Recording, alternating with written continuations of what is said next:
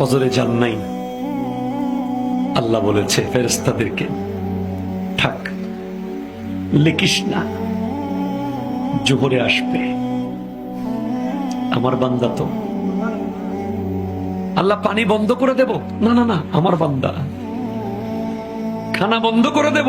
না না না, আমার বান্দা। আমি না গাফফার? আমি আল্লাহ না ক্ষমাকারী?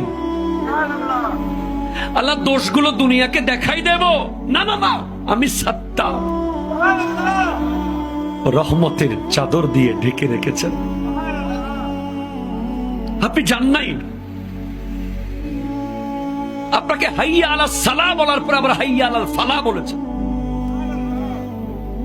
হাইয়া আলা সালাহ বললে হতো, ফালাহ কেন বললো? আরে তোর লাভের জন্য আয়। আমি আল্লাহকে তুই সিজদা করবি, লাভটা আমার হবে না, তোর হবে।